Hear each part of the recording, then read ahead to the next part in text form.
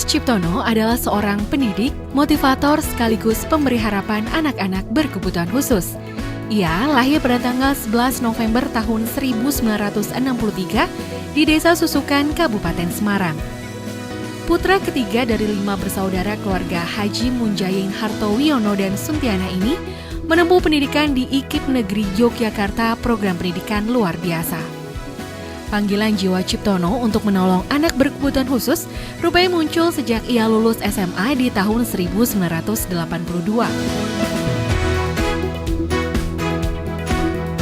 Kita melihat SLB Negeri Semarang di bawah pimpinan Pak Ciptono dan teman-teman yang lain, ini juga cukup berkembang pesat dengan fasilitasi dari pemerintah provinsi.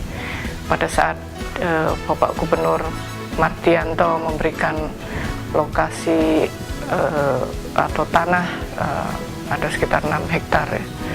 Ini tentu akan semakin leluasa memajukan sekolah-sekolah bagi anak-anak berkebutuhan khusus.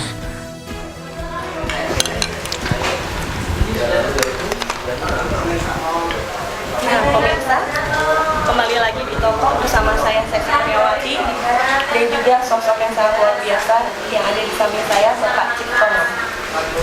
Bapak, saya mau tanya nih Pak, pada awalnya Pak Cip ini bisa terjun ke dunia anak berkebutuhan khusus ini, gimana ceritanya Bapak? Iya, semula saya memang cita-citanya ingin jadi dokter, daftar 2 kali di Fakultas Kedokteran Undip maupun UGM, tidak diterima atau alias ditolak karena intelijensinya atau IQ-nya jongkok.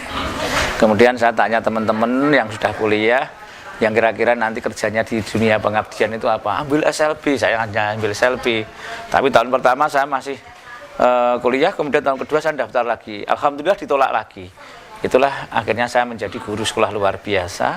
Dan setelah jadi guru luar biasa saya menyimpulkan bahwa Tuhan tidak selalu memberi apa yang kita minta, tapi Tuhan memberikan yang terbaik buat kita. Terbaiklah mungkin karena Pak Ciptono cocoknya jadi guru SLB, sehingga hari ini ketemu Mbak Seksi di TV Cakra Semarang. Kalau jadi dokter nggak ketemu nanti. Iya. Sudah jodohnya di sini ya Pak? Iya, insya Allah begitu. Iya. Nanya lagi Bapak, pola asuh yang seperti apa yang diterapkan di sini dalam mendidik ABK ini Bapak? Iya. Pola asuhnya sebenarnya hampir sama dengan sekolah-sekolah umum. Kalau sekolah umum itu kurikulum itu ada, siswa harus mengejar atau menyesuaikan kurikulum, tapi kalau SLB kurikulum yang menyesuaikan kebutuhan siswa. Karena anak-anak berkebutuhan khusus di SLB Negeri Semarang itu ada yang tunanetra, tunarungu, tunagrahita, tunadaksa, autis, tunaganda, dan tunalaras. Mereka semua adalah anak-anak berkebutuhan khusus yang memang harus ditangani berbeda karena memang kekhususannya. Begitu. Bapak, yang membuat saya penasaran Bapak, bagaimana cara Bapak menemukan potensi yang ada di dalam diri masing-masing ABK ini Bapak? Oh iya, jadi kita akan mengenal yang namanya teori multiple intelligence, kecerdasan majemuk. Orang itu kan ada yang cerdas matematik, cerdas bahasa, cerdas visual, cerdas gerak, cerdas musik, intrapersonal, cerdas natural. Ada 8 kecerdasan. Nah, anak berkebutuhan khusus pun juga mereka punya kecerdasan-kecerdasan itu. Sehingga karena kita menyesuaikan kemampuan siswa, kecerdasan apa yang akan kita gali anak-anak itu setelah dalam pembelajaran diadakan asesmen, kemudian di kelas kita juga mengajar, oh ternyata kok anaknya sukanya ngedok-ngedok meja sambil nyanyi, jangan-jangan punya potensi di bidang menyanyi. Alhamdulillah ternyata kita bisa menyanyi, kita bimbing akhirnya menjadi penyanyi-penyanyi yang luar biasa. Sehingga tidak mengherankan di SLB Semarang ada yang namanya band autis, kemudian ada campur sari tunagrahita, ada penyanyi-penyanyi vokal maupun karya-karya yang luar biasa. Seperti batik yang saya pakai ini namanya batik cipratan. Ini kalau saya mengatakan batik cipratan karya difabel menginspirasi dunia.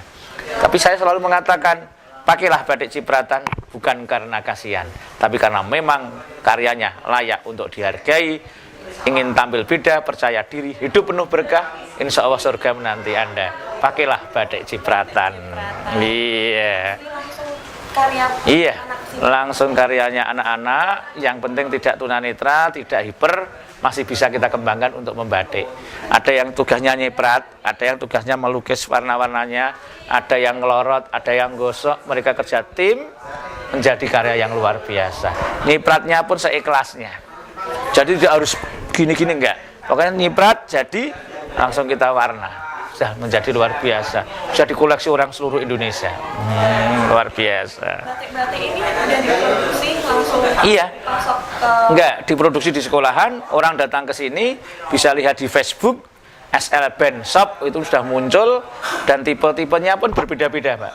Kalau yang warnanya hitam gelap itu namanya tipe Lawang Sewu. Kalau yang saya pakai ini merah, ini tipe Perjuangan. Wah, nanti tipe Serondol, tipe Simpang 5 Kota Lama, tipe Sigar Bencah ada semuanya. Iya beda-beda. makna masing-masing. Mana masing-masing dan itu mewakili nama-nama kota di Semarang yang tidak asing lagi bagi orang-orang Jawa Tengah. Nah, Pak Ciptono dan juga pemirsa di rumah, saya memiliki satu liputan yang sangat menarik yang untuk kita simak bersama. Ini dia liputannya. Saya senang banget dengan SLB Negeri Semarang, apalagi karena ada kepala sekolah saya yang saya sebut sebagai idolanya Pak Ciptono. Terima kasih buat Pak Ciptono, idolaku yang sudah membimbing saya dari tahun 2005 sampai sekarang dan sangat menginspirasi saya dan juga sangat memotivasi saya untuk jangan pernah menyerah dan tetap berjuang, tetap semangat dan pantang menyerah.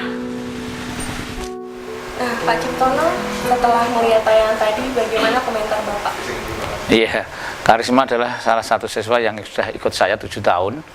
Waktu datang ke SLB Semarang, dia memang dalam keadaan mencari sekolah umum itu nggak ada yang mau menerima karena anaknya usil, tidak bisa diam, selalu ngobrol-abrik, ingin tahu segala macam.